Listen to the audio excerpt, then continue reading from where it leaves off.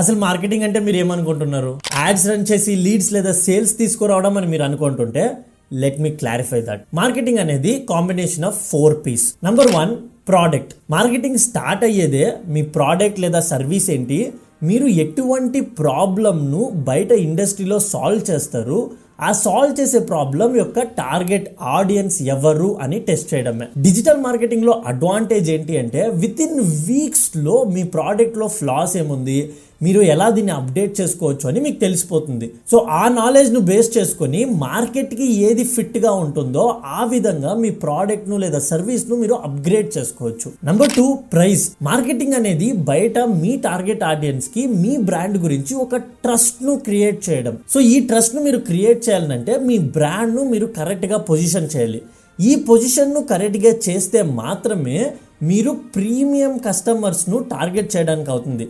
మీ brand పొజిషనింగే తప్పుగా ఉంటే మీకు వచ్చే లీడ్స్ లేదా కస్టమర్స్ కూడా అదే విధంగానే ఉంటారు. Number 3, place. మార్కెటింగ్ అంటే మీ ప్రోడక్ట్ను మీ టార్గెట్ ఆడియన్స్కి కరెక్ట్ ఛానల్స్ను ఐడెంటిఫై చేసి తీసుకెళ్లడం. కొన్ని బిజినెస్కి వాళ్ళ టార్గెట్ ఆడియన్స్ ఇన్స్టాగ్రామ్ లేదా ఫేస్బుక్లో ఉంటారు.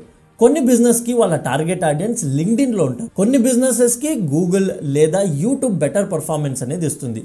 సో మార్కెటింగ్ అనేది మీ ప్రోడక్ట్ లేదా మీ టార్గెట్ ఆడియన్స్ను ఏ ఛానల్లో అప్రోచ్ అయితే మీకు బెటర్ రిజల్ట్స్ వస్తుంది అని ఫిగర్ అవుట్ చేయడం. Number 4, promotion.